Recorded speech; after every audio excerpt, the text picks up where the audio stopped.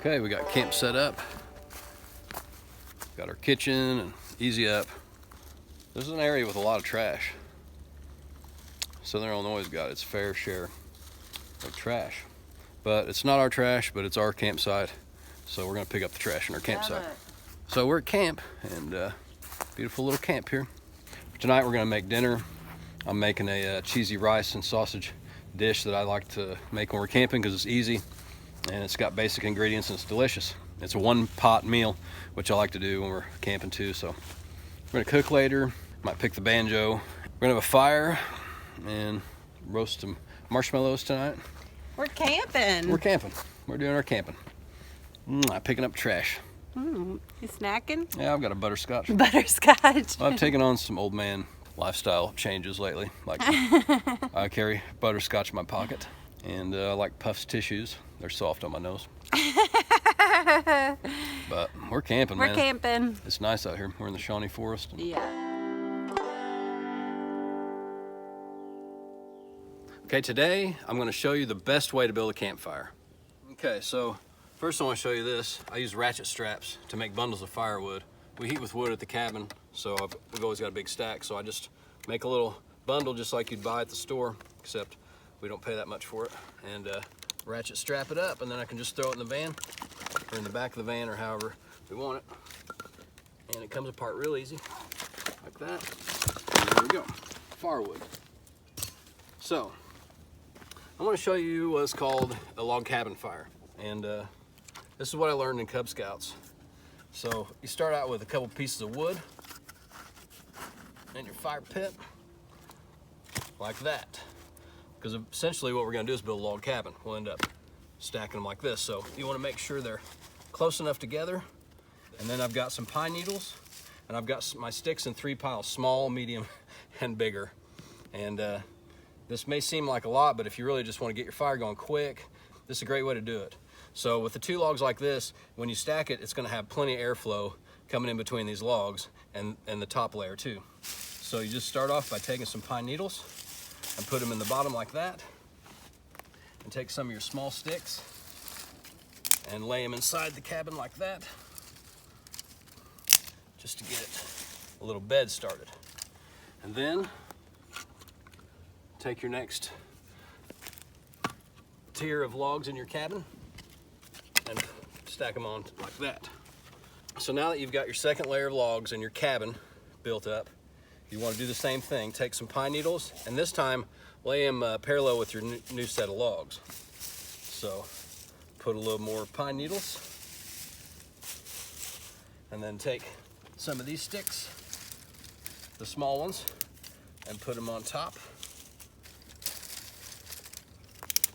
like that. And then now that we're on the second layer, I'll put a few of the bigger ones. So now we've built up our second layer, and we want to go ahead and put the third tier on. And with this fire, we'll probably only go 3 tiers. This is plenty big. This will get the fire going and get a good bed of coals, and then you can just feed it a couple logs at a time from the rest of the fire. So just a layer of pine needles,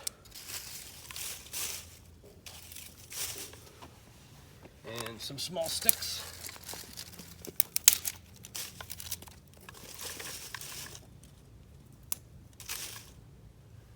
and some bigger sticks, and then I'm going to complete the top with some of these, and I'll just lay them across like our little roof on our cabin, like so.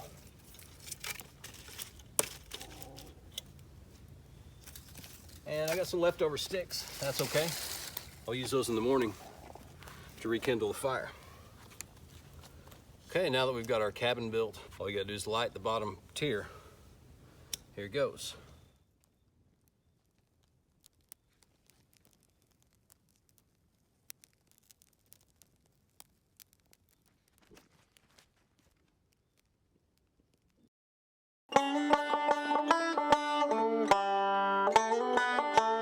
Beautiful day. It's like 60-something degrees here in December in Southern Illinois.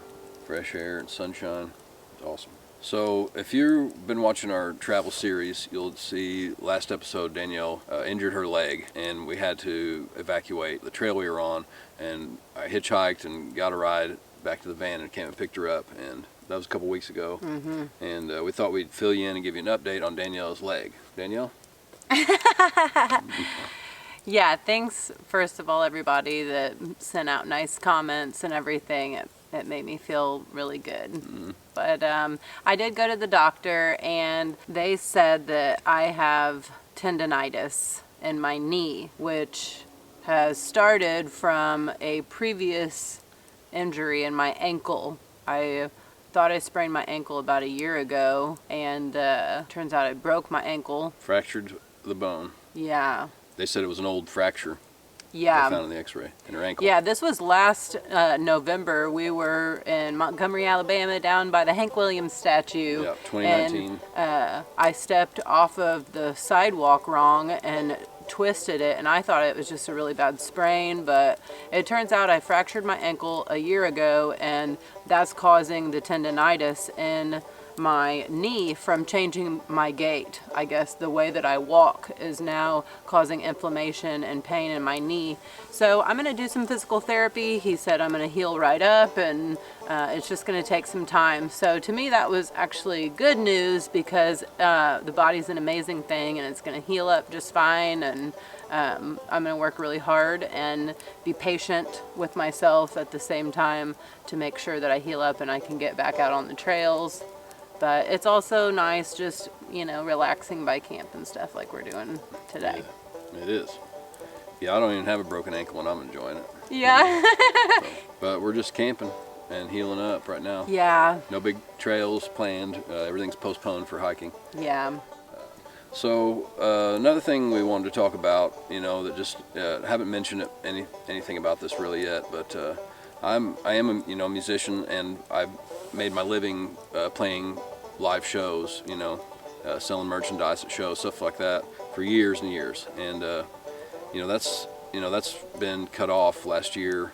I had a tour booked right there in the spring. You know, it all was canceled, and venues were all shut down. We all know all this, you know, and I don't want to say a whole lot. Everybody's getting kind of tired of hearing it. So, you know, my income's been gone, but, you know, musician's income, that's not a big difference, zero to what I was making. So, you know, so that's kind of really what led to this YouTube channel. Last May, you know, it didn't look like the venues were going to open back up again. Anyway, we started this YouTube channel, and we decided on a travel vlog because we were doing a lot of adventuring. We have an outdoor lifestyle. We love to just live at camp, you know, and go from place to place, visit all the cool spots. So, you know, we've been putting this show out since June. We love making it for you, and we love it that our subscriber count is growing. You know, our views are going up, so we're seeing that people are interested, and we enjoy doing it ourselves. You know, we wanted to do it to document our travels and to show our family and friends where we're going, and it's great to see people from around the world really, you know, joining the adventure and subscribing. So thanks to everybody for subscribing so far. So we're gonna, you know, we plan on continuing the Banjo Joe Show on YouTube forever, you know, as long as we're able to, for free every Sunday, new uploads. So we are approaching 500 subscribers. Pretty excited about this, and we have something special coming up for when we reach 500. So keep that in mind. We've got a 500 subscriber special in the works, because we think we'll reach it soon. Another thing that's new for the Banjo Joe Show is our Patreon page. We've just recently launched it. We haven't publicly announced it yet, but we're going to let you know about it first in this video for all our viewers, to go over to Patreon and see what we've got going on over there. We're posting a lot of behind the scenes, up close and personal videos and pictures of what we're doing when we're creating the Banjo Joe Show. Mm-hmm. It's a direct way for you to support your favorite artist. And since we're making the show, we'll let you in on a little bit more of our content that we don't normally show on YouTube. You know, you'll get a behind the scenes look at the Banjo Joe Show, and also the good feeling to know that you are helping us create this video. But on our channel page, you'll find a link to our Patreon page. We've also got a tip jar on there now. So if you just want to throw us a one-time donation, then just drop a donation in the tip jar. It's my PayPal account, so it'll go directly to me, and we'll put it to good use, trust me. We just love being in front of the camera, and we're glad you're watching because we love it too. Dun dun dun.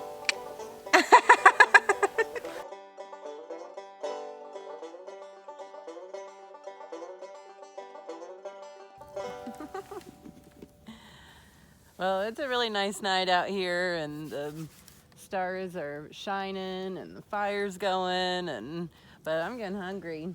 You getting hungry? I'm gonna make Banjo Joe's campfire gumbo. Woo! Except I'm not gonna cook it on the fire, and it's not really gumbo either. But it's good. Let's go over to the kitchen and get cooking. Welcome to Banjo Joe's kitchen.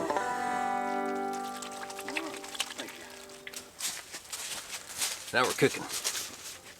Okay, we're making them cheesy rice and sausage, and I'm using a jalapeno cheddar sausage. I've got a can of diced tomatoes, just a regular little can, and then a can of chicken broth, and then got some basmati rice and a little olive oil, and I've got an onion, and then I'll put a little garlic powder and paprika, salt and pepper of course, and that's it.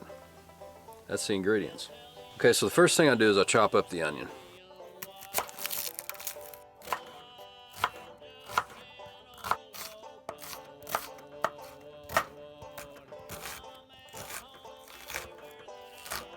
Alright, I've got the onion chopped up. Now I'm going to set it aside and then slice the sausages. These are spicy cheddar jalapeno sausages. That way they've got the cheese and they've got the spice and the sausage all in one thing, so you don't have to buy them all separate. Makes it easier.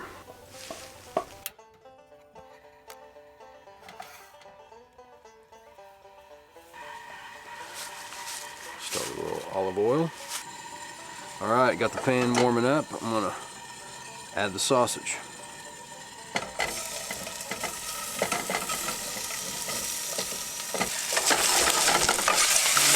So stir the sausages, but any brown bits that stick to the bottom of the pan, that's okay. That's good stuff. It's going to cook up into the rice and give it that flavor.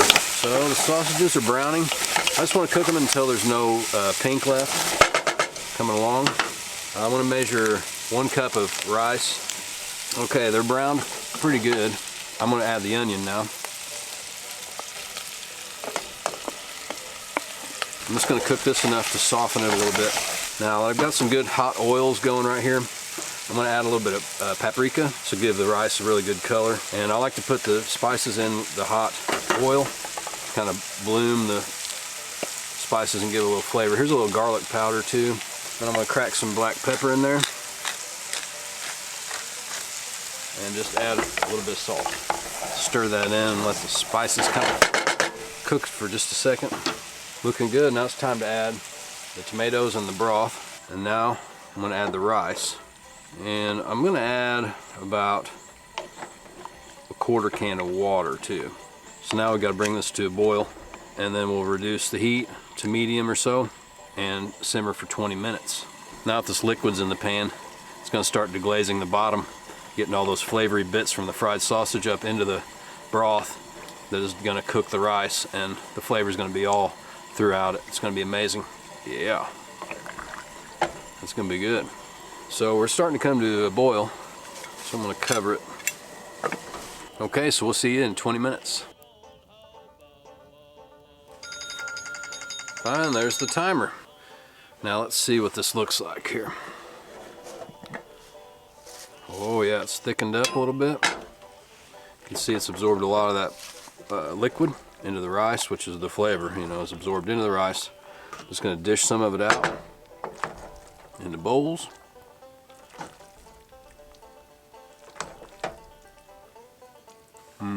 It's good. But I think we're going to go sit by the fire and enjoy our gumbo.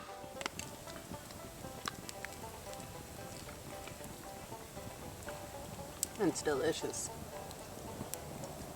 It really is. That's simple.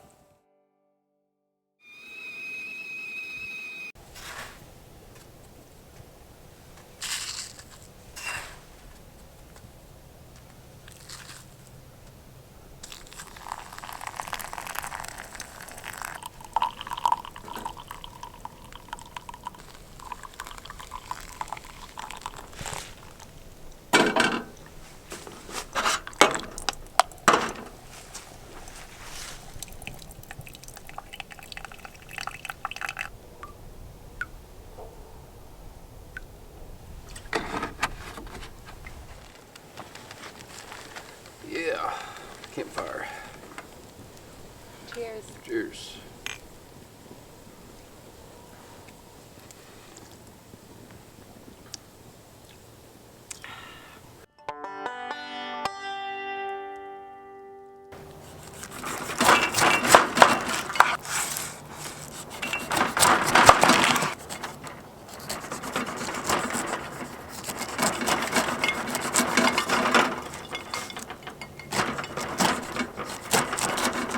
That's not the way you do it. It's not the way I do it? You should do it then. Okay.